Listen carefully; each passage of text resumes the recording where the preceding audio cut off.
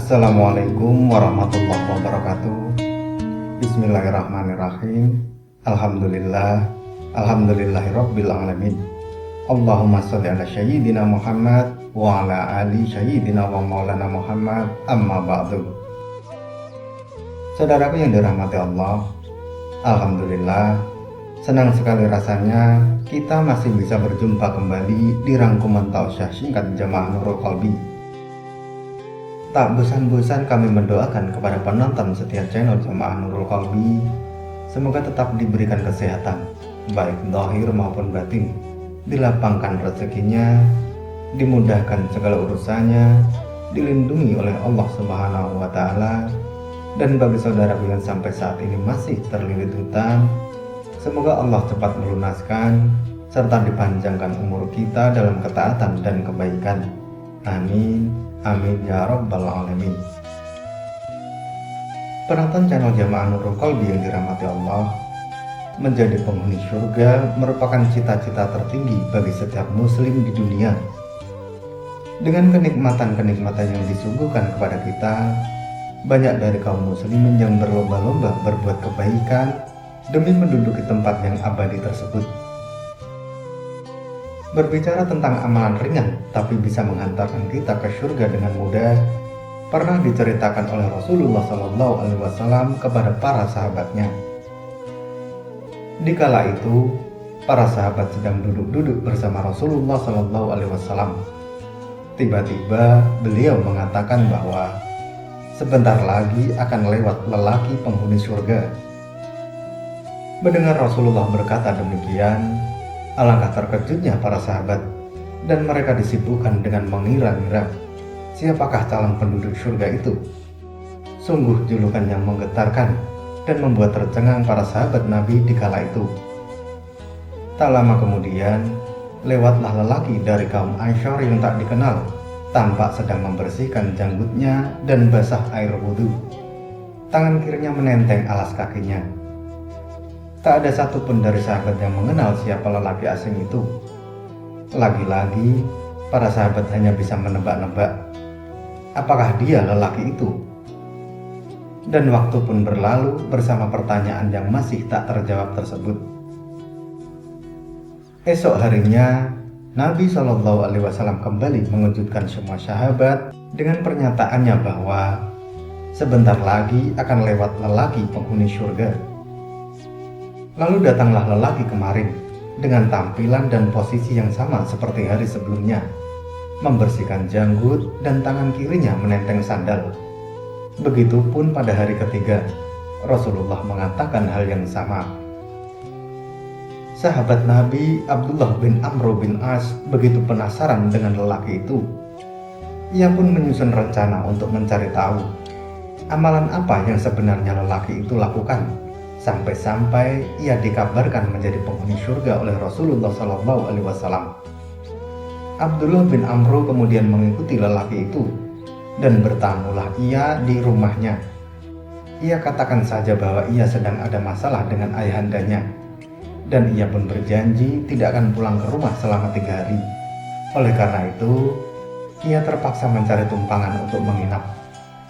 Abdullah bin Amr berkata, "Jika diizinkan, aku hendak menginap 3 hari di rumah Anda."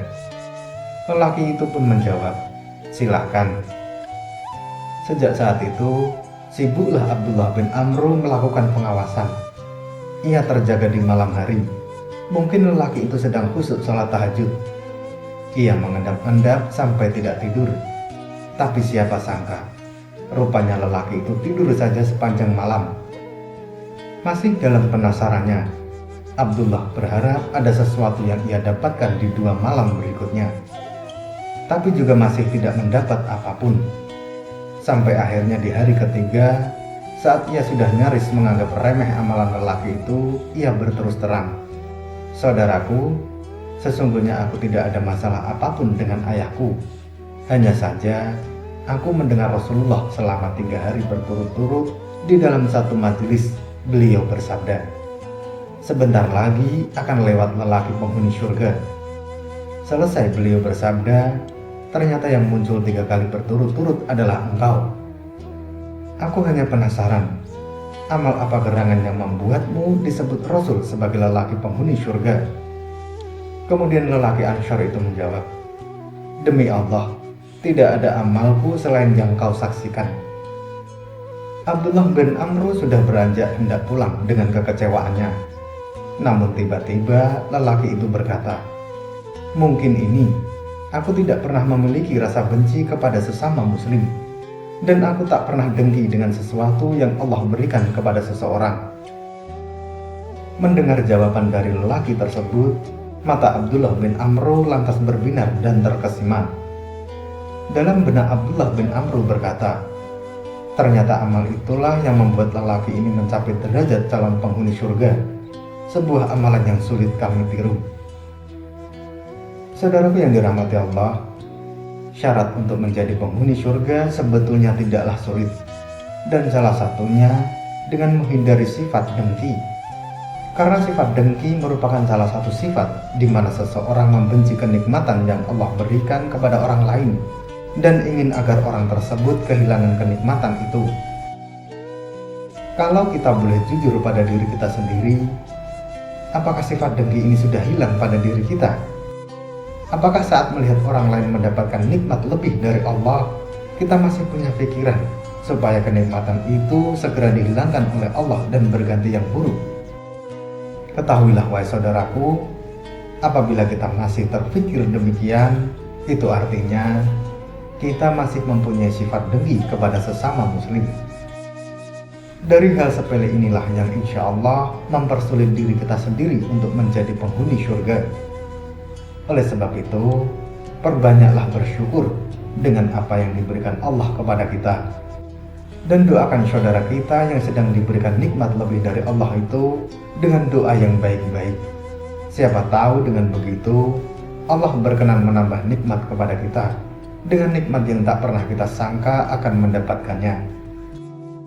Mari kita semua berdoa, semoga Allah Subhanahu wa Ta'ala selalu melimpahkan rahmat dan nikmatnya kepada kita semua. Amin, amin ya rabbal alamin. Wallahu a'lam bishawab. Semoga materi ini bermanfaat. Sampai ketemu pada materi berikutnya. Dan wassalamualaikum warahmatullahi wabarakatuh.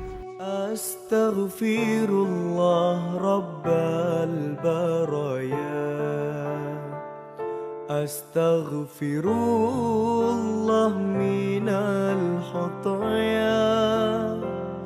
Rabbi zidni ilman, zidni ilman nafi'a, wa wafiqni amalan salihan, amalan maqbula. Astaghfirullah rabbal baraya, astaghfirullah minal khataya. Rabbi zidni ilman, zidni ilman nafi'a, wa wafiqni amalan salihan, amalan maqbula.